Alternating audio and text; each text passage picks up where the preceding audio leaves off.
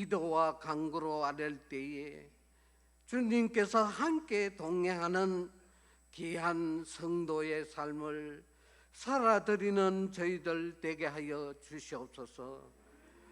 저희들에게 또한 은혜를 베풀어 주셔서 범사에 잘되고 강건하여지는 귀한 주님의 축복이 함께하여 주시옵기를 간절히 원하옵고, 그가 수정같이 맑은 생명수의 각을 내게 보이니 하나님과 및 어린 양의 보좌로부터 나와서 길 가운데로 흐르더라. 강 좌우에 생명나무가 있어 12가지 열매를 맺되 달마다 그 열매를 맺고 그 나무 잎사귀들은 만국을 치료하기 위함이었더라. 오늘 제가 여러분들에게 전할 말씀 핵심을 다 말해버리셨어요. 돌아가셔서 은혜의 강물이 우리 있는 곳에서 흘러나가도록 하시잖아요. 어떻게 저는 오늘 처음 뵀는데 제가 몇 달을 기도하면서 준비했던 거를 장로님이 어떻게 내 머릿속에 들어오셨던지 다 알고 가셔서 깜짝 놀랐습니다. 저는 그 안동에 있는 안동 시내에서 조금 떨어진 시골에 있는 그 계곡교회라는 아주 작은 시골 교회를 섬기는 작은 목사입니다. 이렇게 큰 이런 자리에 불러주셔서 감사하고, 사실 제가 그 목사인데 전과자다라고 말하는 게 쉽지 않습니다. 그런데 지금 그 총무를 보시는 우리 그 김호동 장로님, 안동 남문교회 장로님이 어느 날 저한테 전화를 와서, 목사님, 우리 교회 말씀을 한번 전해 주십시오. 목사님의 그 인생을 한번 좀 전해 주십시오. 그래, 그 김호동 장로님은 안동 교도소 교도관으로 계셨어요. 그래서 제가 너무 힘들고 할 때 저에게 큰 든든한 그 방패막이 되어 주시고 힘이 되어 주셨던 분이에요. 그런데 세월이 흘러서 그때는 김호동 집사님이셨죠. 근데 지금은 장로님이 되셨고, 저는 목사가 돼서, 그래서 같은 지역에 있으면서 좀 집회를 해달라 그래서 처음엔 사양했습니다. 제가 그 조그만 소도시에서 목회를 하는데 전과자라고 어떻게 드러내놓고 할 수 있겠습니까? 내 그 부끄러웠던 과거를 얘기하기가 힘들잖아요. 그런데 기도하던 중에 하나님이 그런 말씀을 하셔요. 야 이놈아, 나는 너 위에 십자가에 달려 죽기까지 하였는데 이걸 하나 내는데 너는 뭐 최소 때문에 100만 보가 뒤로 나갔다. 빼느냐? 기적 인생 아닙니까? 기껏 그죠? 너의 안위를 위해서.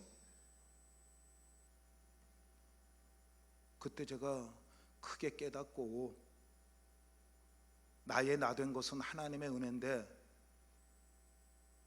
내가 내 일신상의 안위를 위해서 안 한다고? 아니다. 그래서 하겠습니다. 이걸 하나 내는데 하고, 우리 아이들을 불렀어요. 당시 그 대학교를 다니고 있던 아이하고 고등학교를 다니던 딸아이를 불러서, 네 애비가 이런 사람이었다. 그런데 하나님의 은혜로 내가 살았고 목사가 되었다. 그리고 이번에 안동 시내에 있는 남문교회에서 간증을 하게 되어졌는데, 어쩌면 너희들한테 피해가 갈지도 모르겠다. 아빠 목사가 되었잖아요. 그래서 힘을 얻고 간증을 하고, 그러자 하나님께서 여러 군데에 이렇게 길을 열어주셔서 부끄러운 과거지만 바로 그 부끄러운 과거 때문에 하나님의 백성이 되었고 구원받았고 목사가 되었기에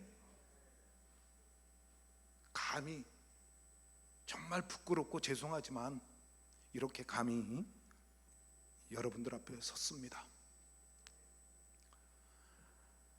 또 우리가 잘 아는 구약성경 에스겔 47장에 보면은 성전에서 흘러나온 물이 있죠.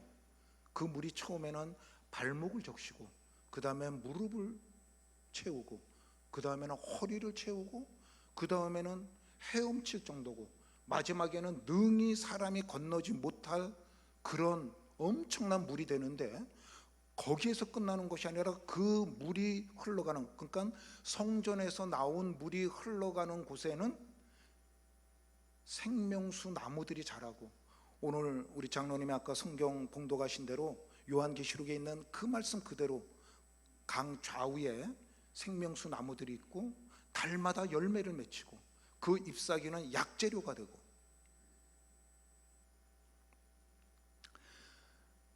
어쩌면 우리 인간들에게는 모든 삶이 하나님의 은혜의 강물 속에 있지 않나 이렇게 생각을 합니다. 그리고 그 강물은 늘 하나님의 사람들을 통해서 흘러갑니다. 여러분 한번 물어보겠습니다. 지옥에도 이런 하나님의 은혜의 강물이 흐를까요?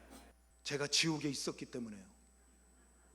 그리고 그곳에서 은혜의 강물을 통해서 이렇게 하나님의 백성이 되었기 때문에 저는 지옥에도 하나님의 은혜의 강물은 흐른다고 믿습니다.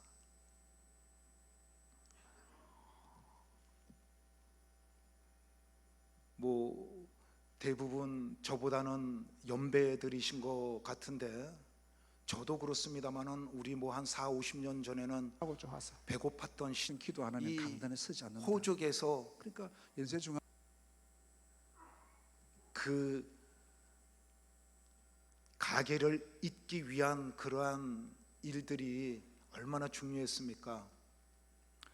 우리 아버님이 독자신데 우리 어머니가 아들을 못 낳았고 소실을 드렸는데 그 소실이 아들을 낳는 바람에 우리 어머니는 그냥 뒷방 신세가 됐고 나중에 어떻게 다시 합해갖고 태어난 게 접니다.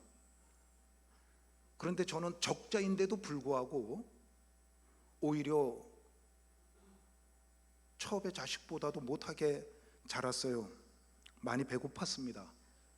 생활비도 뭐 아버님이 잘 보내주시지 않아갖고 우리 누님들도 학교도 제대로 못하고 그러다가 조금 철이 들면서 중학교 들어갈 때쯤 돼서 더 이상 생활을 못하니까 어머님이 저를 아버지 집에 맡기셨어요. 도저히 생활을 못하시니까. 참 그 아버지한테 집에 가서 배다른 형제들하고 이복 형제들하고 생활하는 게 쉽지는 않더라고요. 처음서부터 차라리 살았더라면 모르겠는데, 그래서 견디지 못하고 뛰쳐나와서 거리를 방황하다가 일단은 뭐 배고프고 당장 잠자야 되니까 누가 밥 한 끼 사준다고 하니까 따라갔고 결국 범죄의 길로 들어서서 정말 돌이킬 수 없는 사람을 크게 상하게 하는 그런 사건에 휘말려서 구속이 되어졌습니다. 그때 19살이었는데 마침 소년수였기 때문에 사형을 면했습니다. 만약 그렇지 않았더라면 어쩌면 형장의 이슬로 사라졌을지도 모르겠습니다.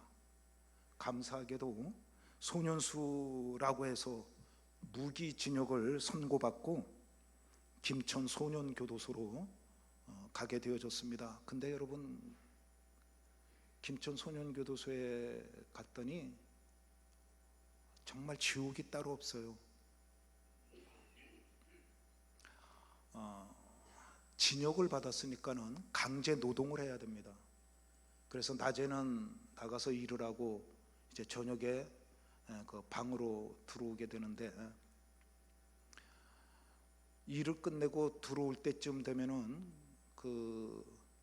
좀 쉽게 얘기를 드릴게요. 이렇게 건물이 부채처럼 되어져 있습니다. 부채처럼 중앙에서 보면은 다 볼 수 있도록, 그리고 복도식으로, 학교 복도식으로 쫙 되어져 있어요, 방들이. 그러면은 밖에 이제 그 공장은 다른 데 있었는데, 공장에서 일하고 들어오면은 그 중앙에 항상, 지금도 기억나는 게, 한겨울에 좀 그 규율을 어긴 사람을 팬티만 입혀갖고 무릎을 꿇려서 꽁꽁 묶어갖고 놔둡니다. 그리고는 이제 그 많은 죄수들이 낮에 일하고 저녁에 이래 쭉 줄 서서 방으로 들어가면은 일부러 채찍으로 그 사람을 때려요. 잘못한 사람을 묶여갖고 이렇게 무릎 꿇고 있으면은, 그 교도관들이 쓰는 그 포승줄이 있습니다. 포승줄이 그 하얀색인데, 그거를 그냥 때리는 것이 아니라 옆에 양동이에다가 물을 받아갖고 그 물을 적셔가면서 때려요, 한겨울에. 그러면은 짝짝 소리가 나면서 맞으면은 자기도 모르게 순간적으로 으악 하고 비명이 나오죠. 그걸 보고 듣는 사람들은 공포감을 느낍니다. 그래서 그런 식으로 교도소 규율을 잡아가는 거예요. 일부러 그래요. 물론 잘못한 사람을 징계를 하는 효과도 있고, 또 다른 사람들에게 쉽게 말해서 폭동 같은 거 일으키지 말라라는 암시를 줍니다. 그러니까는 눈 뜨면서부터 눈 감고 잠에 골아 떨어질 때까지는 공포와 린치, 구타, 이런 속에서 살아요. 처음에 배정된 데가 조합, 꽃 만드는 데였는데, 자, 사람이 여러분 이렇게 일을 하다가 뒤에서 문소리가 나면은 자연적으로 돌아보게 되잖아요, 누구라도. 그런데 명령 없이 돌아보았다고 바로 그냥 목침을 때려요. 하고 순간적으로 쓰러지죠. 그러니까 고개도 마음대로 못 돌리는 거예요. 옛날 이야기입니다. 지금은 교도소에서는 그랬다가는 큰일 나겠죠. 70년대 이야기니까는 얼마나 오래전 이야기예요. 거기에다가 그때 당시 뭐 먹을 거 잘 없을 때니까는 배가 많이 고팠어요.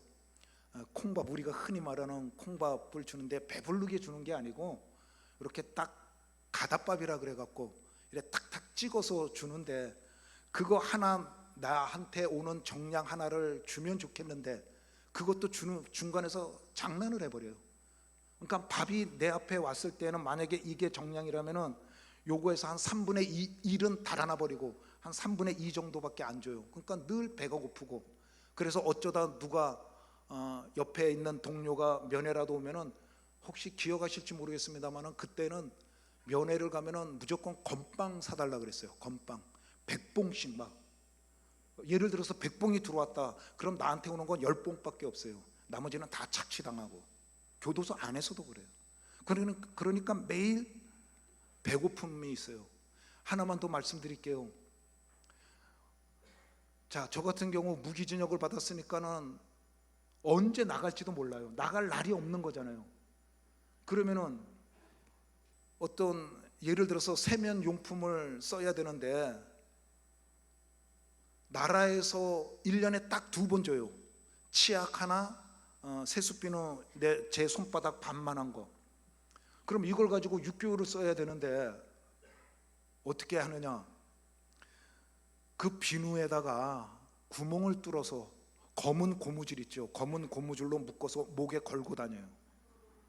그래서 세수하러 나와 그러면 나가요. 그러면 물 쫙 나오는데 뭐 군대라고 생각하시면 돼요. 붙어 그러면 물 나오는데 가서 붙어갖고 세수하면서 여기에서 비누 꺼내갖고 묻히고 다시 넣고 얼굴 닦고, 떨어져 그럼 다시 또 떨어져야 되고요. 그러니까는 그 생활이 지옥이잖아요.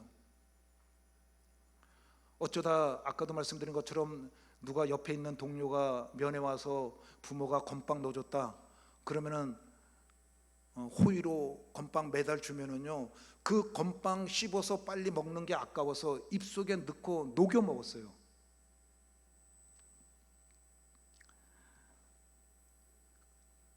정말 지옥이 따로 없었디다. 같은 죄수인데도 불구하고 그 지역에 있던 사람들은 그래도 뭐 무슨 완장 하나씩 차고서는 규율을 잡는다고 힘들게 하는데, 만약에 자기들 말을 안 들으면은요 그냥 그 자리에서 구타해요. 폭행하고. 공장 같은 경우에는 화장실로 끌고 가서 화장실 안에 그 세수할 수 있도록 물을 받아 놓는데, 그 속에 그냥 물속에 사람을 집어넣고 기절하게 만들고, 만약 방 안이다, 방에서 보통 한 7, 8명, 많을 때는 30명까지도 생활을 했는데요, 깜빵장이다. 그런데 누가 하나 들어와서 말 안 듣는다? 그러면은 눈짓 한번 하면은 밑에 아이들이 알아서 담요 있죠, 모포 담요, 그걸 덮어 씌워 갖고 막 밟아버립니다. 구타와 린치가 일상화되어져 있어요. 그런데 그게요 또 몸에 배니까, 그런 지옥이 몸에 배니까 그걸 또 즐겨요. 그래서 신입이 들어오면은 야 이놈아 너 뺑기통부터 시작해 해갖고 말 안 들으면은요 뭐 스스럼 없이 그냥 쥐어받고. 그러다 한번 사람을 때리다가 뼈가 나갔어요. 그리고 그 뒤로 예수를 믿게 됐는데, 그때부터 지금도 이 마지막 손가락이 잘 안 펴지는데요, 이걸 보면서 다시는 나는 사람 때리는 일은 하지 않겠다. 그리고 어렸을 때 아버지가 술 잡수고 어머니 때리던 그런 것이 생각나서 나는 다시는 사람 때리지 않겠다. 특히 결혼하고 나서는 아버지의 그 안 좋은 모습을 보고 절대로 내 아내에게만은 손찌검하지 않겠다. 그걸 지금까지는 잘 지켜오고 있습니다. 그렇게 사는데 희망이 없잖아요. 꿈도 없잖아요. 지옥에 무슨 희망이 있고 꿈이 있겠어요. 그래서 더 이상 견딜 수 없어서 자살을 결심을 했습니다.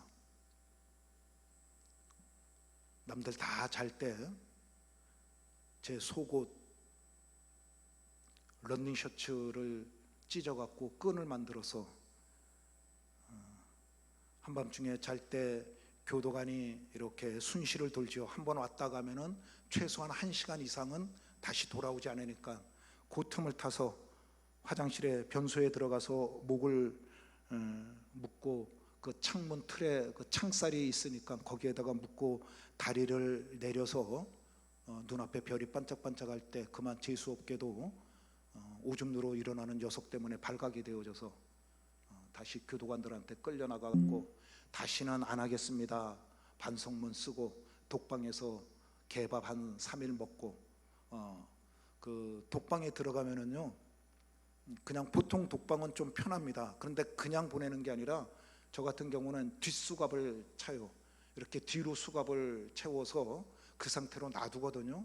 근데 밥은 주는데 이 사람이 참 희한합니다. 죽겠다고 마음 먹었었는데 못 죽고 독방에 갇혀 있는데 밥을 주니까는요 배가 고파요. 밥이 먹고 싶어요. 하나님 앞에 그러면은 자 묶여 있는데 어떻게 먹어요?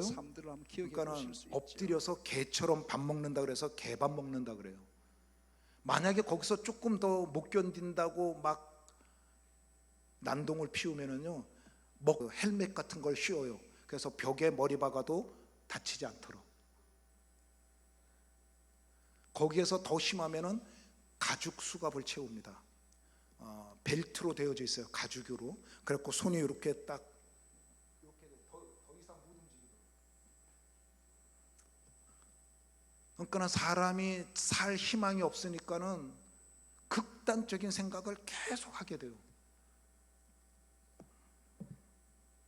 그런데 한 독방 한 며칠 있으면은요 힘들거든요. 사실 여러분 독방 너무 힘든 곳이에요.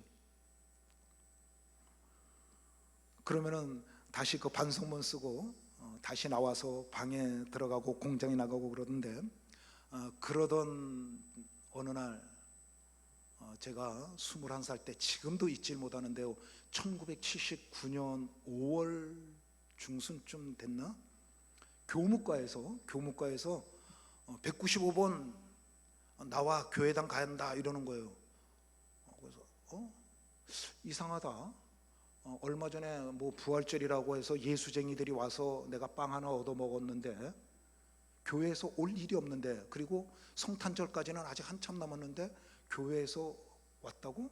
그리고 보니까 제가 그 인쇄 공장에 있었는데 인쇄 공장에 한 너댓 명이 불려 나간 거예요.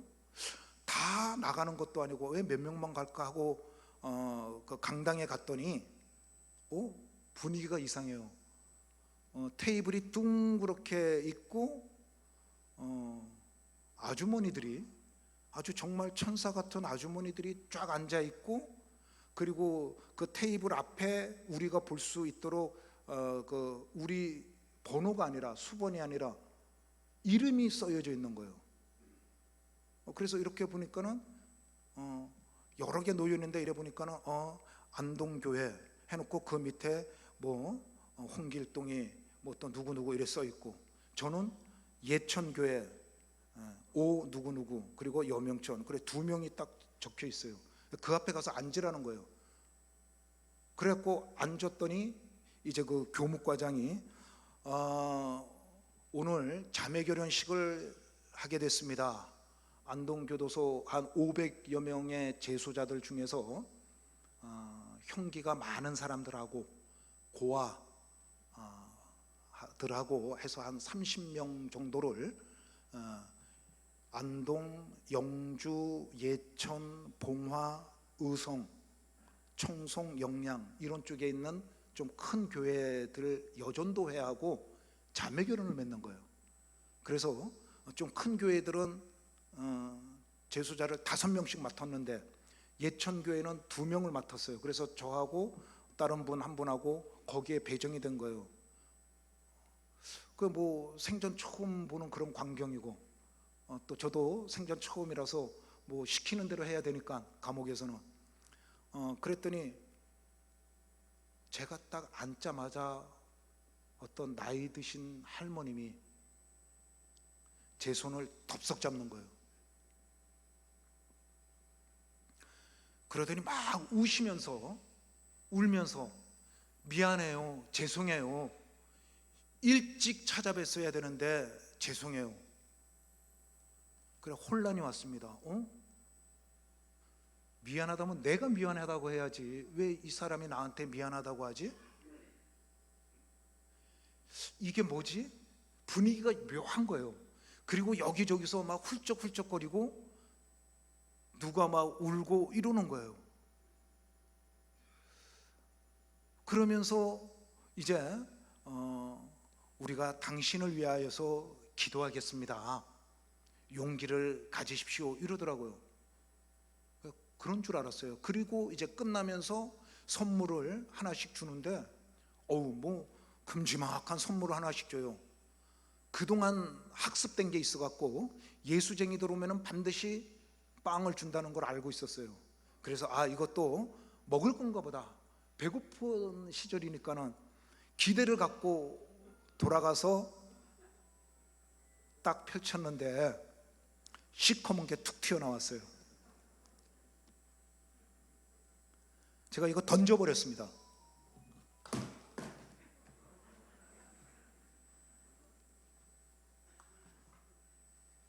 아니 예수쟁이들이 사람 붙잡아 놓고 힘들게 하더니 먹을 건 안 주고 이런 거 줬다고. 그런데 그게 끝이 아니에요. 그날 자매결연 맺은 한 30여 명을 그 안동교도소 그 당시에서 제일 큰 방에 한꺼번에 다 넣어버린 거예요. 그리고는 기독교 방이라고 팻말을 붙여놨어요. 아니 저는 처음에 들어갈 때 너 종교 뭐야? 불교 이래 했었는데 내 의지와 상관없이 기독교 방에 탁 들어갔어요. 근데 여러분 감옥 안에서는 방 옮기는 거, 뭐 교도소 옮기는 거 이거 굉장히 중요합니다. 하나님 왜냐? 앞에 여러분 자, 지금 내가 있는 살아가는 방에서 내가 헌신의 깜빵장으로 삶을 잘 지내고 기억해 있는데 다른 방 가면은 또 싸워야 되는 거예요. 그럼 저같이 무기수, 그리고 그냥 무기수도 아니고요, 저 녀석 언제 사고 칠지 모른다고 요시차를 딱 붙여놨어요. 여기 왼쪽 가슴에 이제 번호, 수번이라고 그러죠. 195번이었어요. 저는 195번 위에다가 파란 딱지를 하나 붙여놨어요. 그래서 누구든지 보면은 아, 저놈은 요시찰이야, 조심해서 봐야 돼.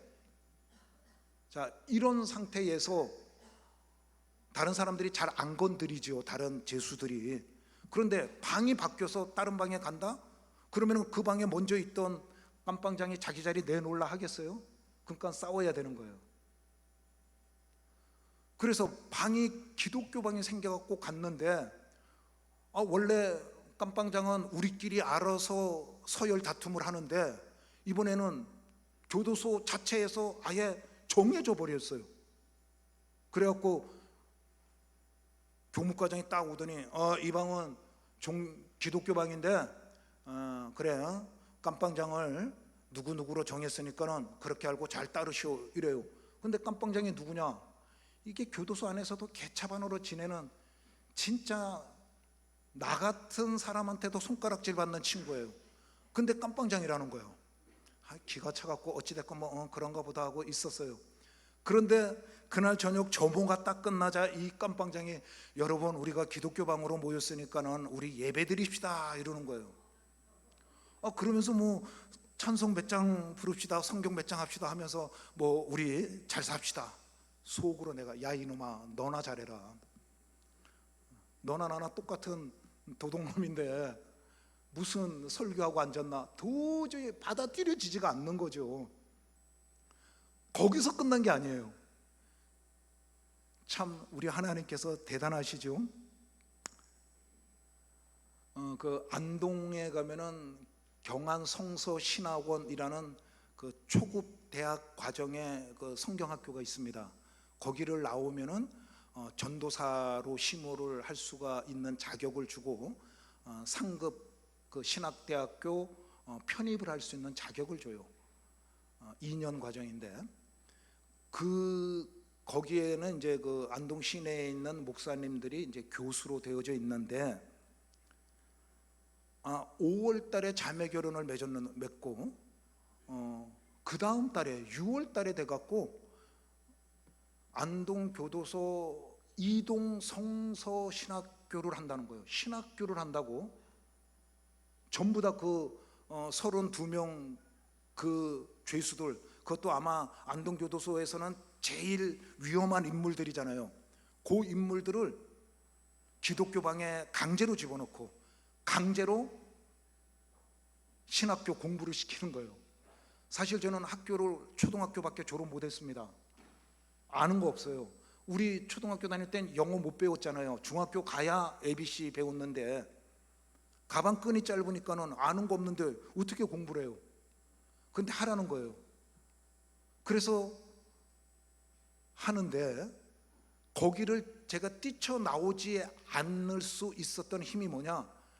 자매 결혼을 맺은 그 예천교회 여전도 회원들이요, 한 달에 한 번씩 꼭 찾아와 주는 거예요. 처음에는 빵 때문에 갔습니다. 이분들이 오실 때마다 감옥 안에서는 먹어볼 수 없는 것들을 갖고 오시는 거예요. 그래서 마음껏 먹는 거예요. 부모가 면회 와도 아크릴로 유리로 가리워진 데서 서로 손도 못 잡아보고 면회를 하는데 이 여전도에 자매 결혼자들이 오면은 넓은 데서 마음 놓고 손도 잡고 기도도 해주고 하는 거예요. 여러분, 지금이야 제가 이렇게 양복도 입고 넥타이도 매고 머리도 기르고 안경도 쓰고 했으니까는 좀 봐주실만 하지만 예전에 머리 빡빡 깎고요, 푸른 죄수복 입고 몸에서 냄새나고 하는데 그때는 화장실이 다 옛날 재래식이에요. 밤에 자고 일어나면 구더기하고 같이 자고 이랬었어요, 저희는.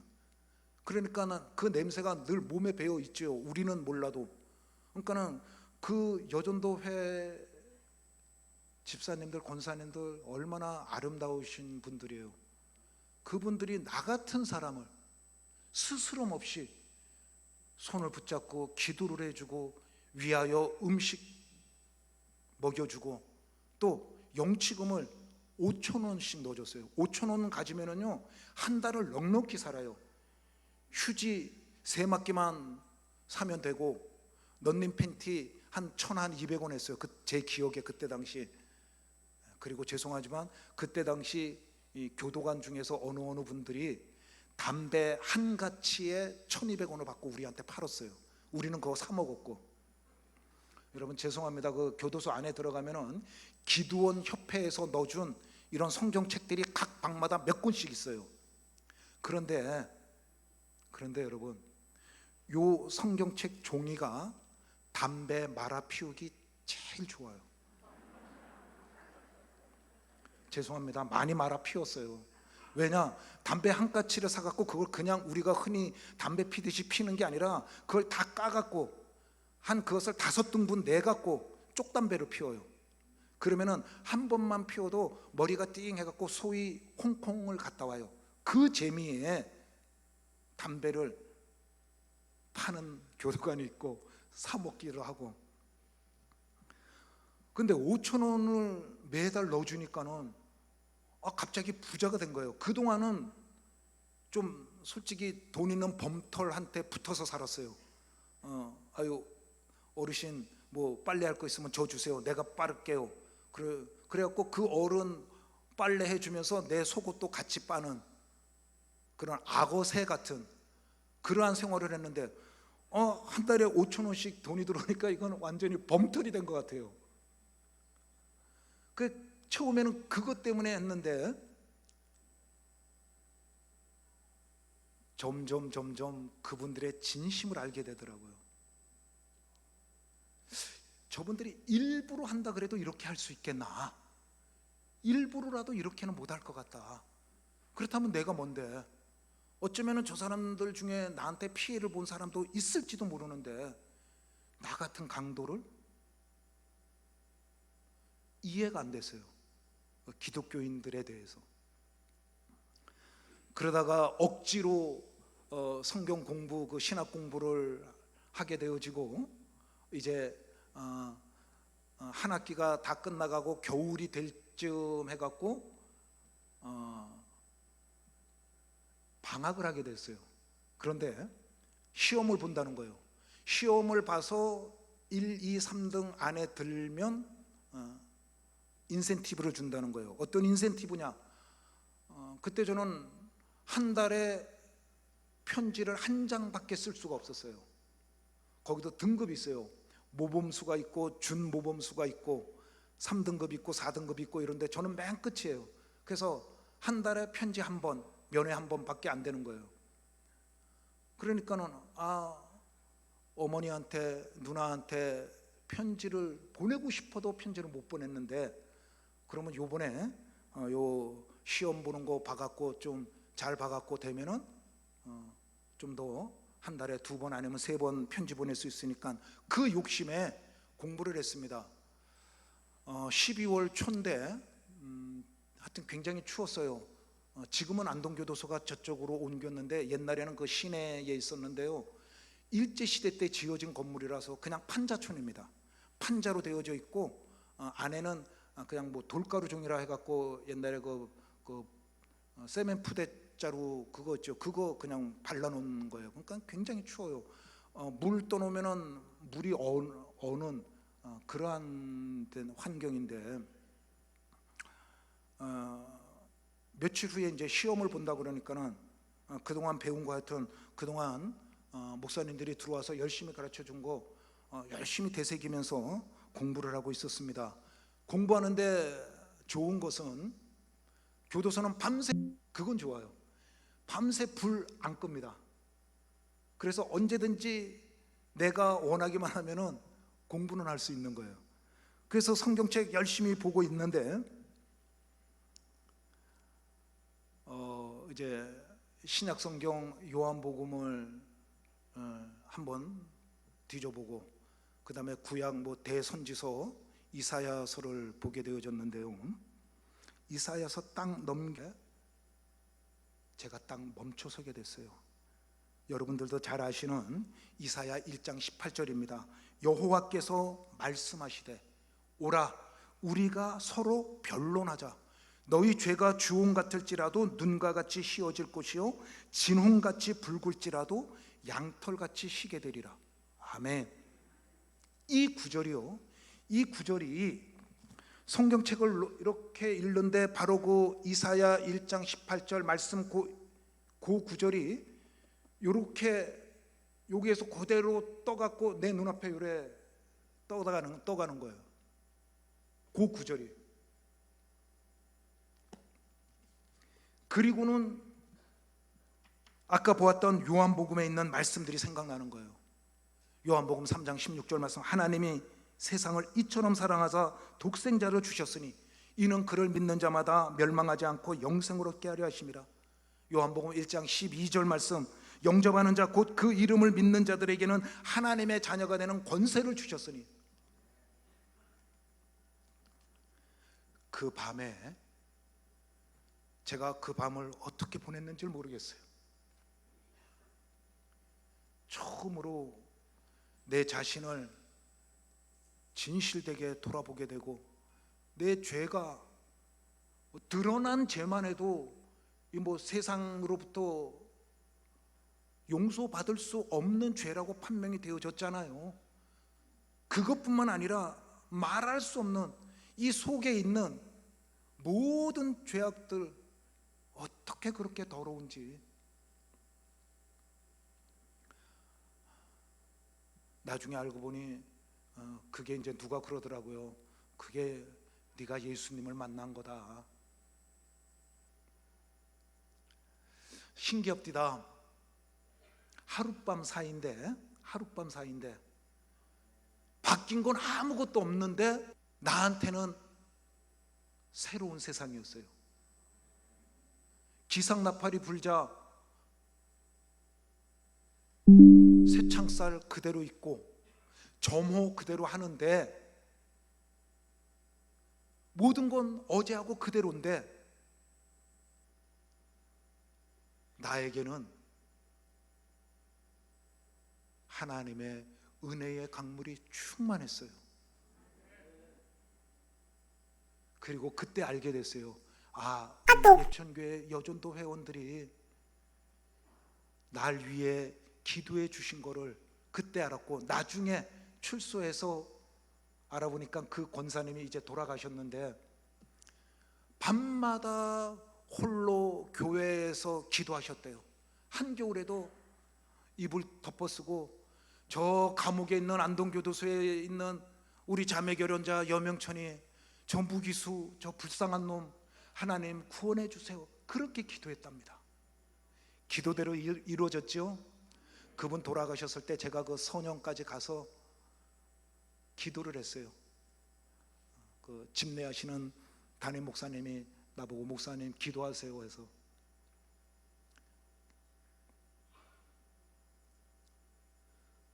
그 다음 날부터, 그날 저녁부터 제가 여러분 이제부터 제가 뺑기통 앞에서 자겠습니다. 사실 여러분 그 좁은 감옥 안에서 여러 명이 생활을 하면은 이 잠자리가 굉장히 불편해요.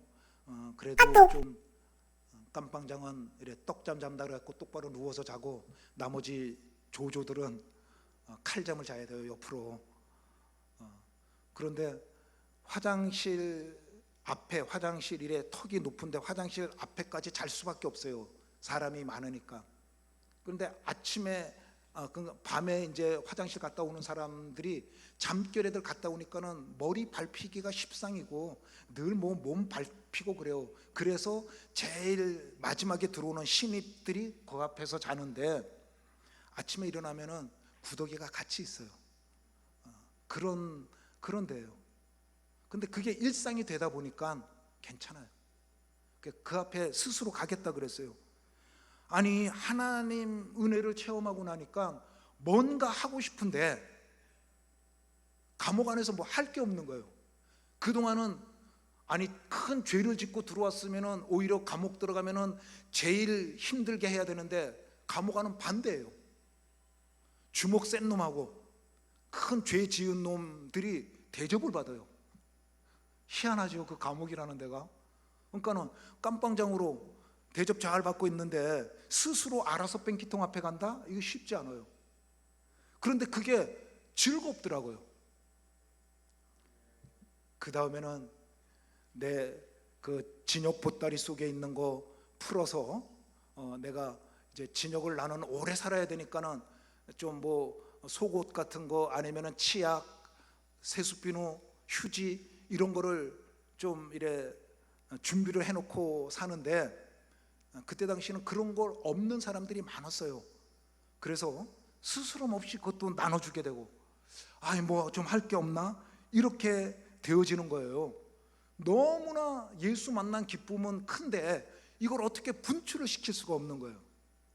다만 할 수 있는 게 아침 저녁으로 방에서, 기독교 방에서 예배 드릴 때 찬송 크게 부르는 거예요.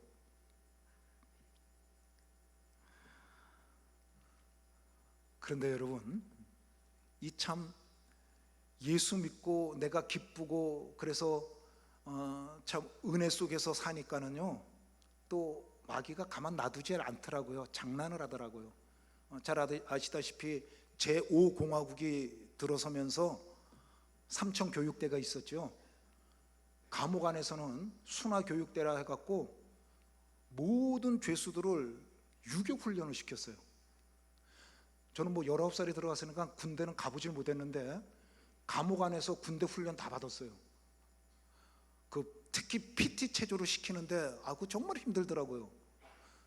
또 더더군다나 저 같은 경우는 키가 커갖고 이 통나무 들게 하면은요, 나한테 다 무게가 다 와요. 얼마나 힘든지. 그런데 봐주지도 않아요. 그 감시대 있잖아요. 교도소 4군데, 그 담 4군데 감시대에서 기관총을 운동장으로 딱 향해 놓고 누구든지 소요를 일으키면, 데모를 일으키면 쏜다 그랬어요. 그리고 실제로 그때 교도소 안에서도 많은 사람들이 죽어나갔습니다.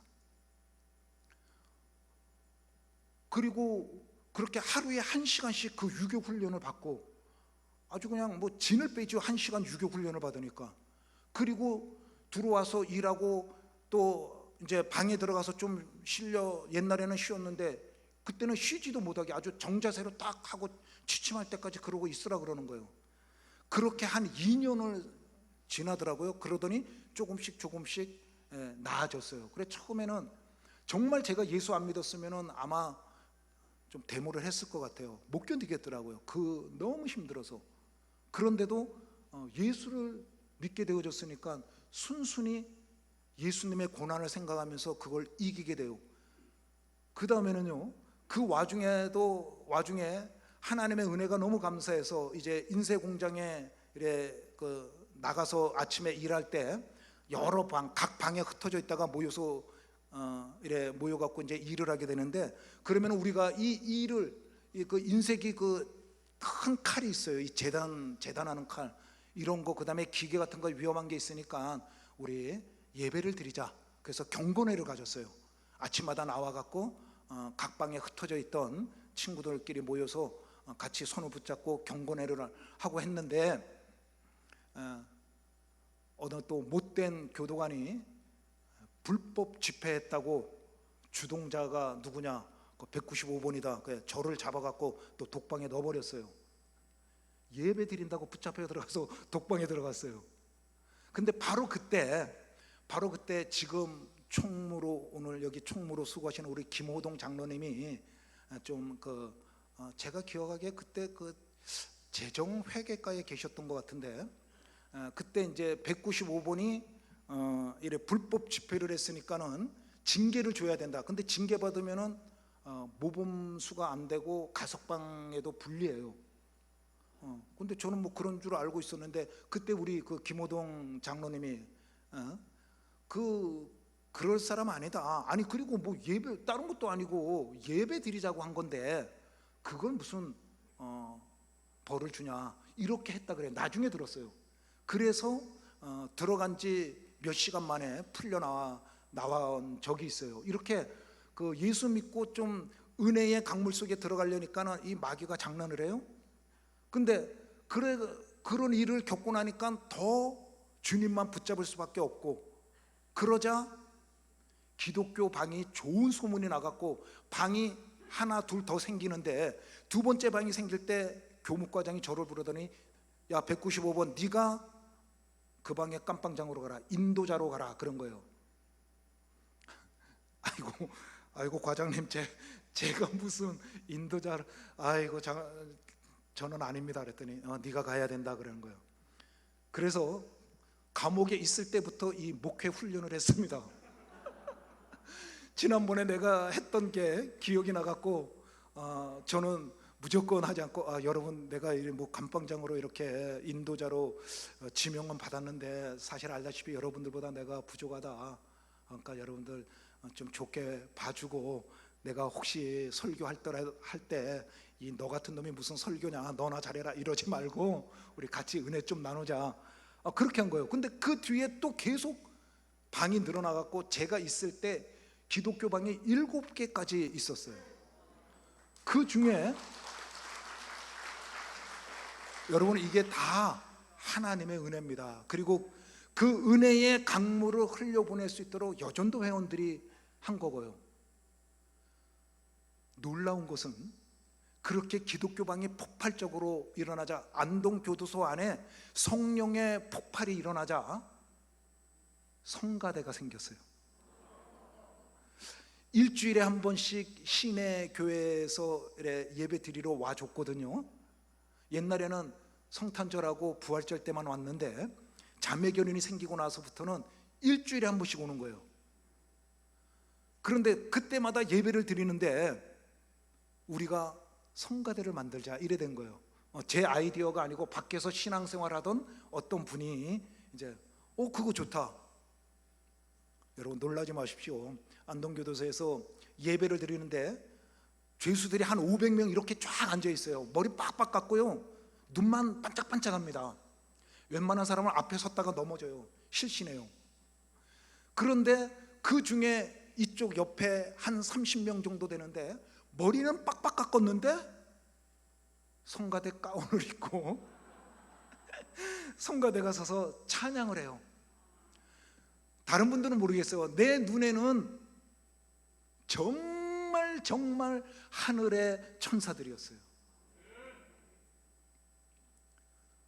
그리고 안동교도소에 그런 놀라운 역사가 일어났고, 그 뒤부터는 안동교도소에 사고가 안 일어나요. 매일같이 사고가 터져갖고 기동대들 막 출동하고 이랬었는데요. 정말 그 뒤로는 그런 일이 한 번도 안 일어나고 오히려 서로 사랑하는 그러한 일들이 많아졌어요. 저 같은 경우에는요, 그런 일이 있고 나니까는 내가 할 수 있는 일이 뭔가, 그러다 보니까는요 또 장난을 하는데, 우리 방 옆방은 예수 안 믿는 그냥 일반 방이에요. 우리가 아침 저녁으로 예배를 드리니까는 이 친구들이 벽을 차면서 좀 상스러운 욕을 하면서 시끄럽다 이놈들아 이러면서 오물을 막 퍼붓고 이랬어요. 그런데 참 희한하죠. 그렇게 옛날 같았으면 한판 했죠. 가만히 못 있죠. 그런데 기뻐요. 오히려 예배 드리다가 똥물도 써보고, 예배 드리다가 독방에도 갇혀보고, 그런데 오히려 그게 기쁜 거예요.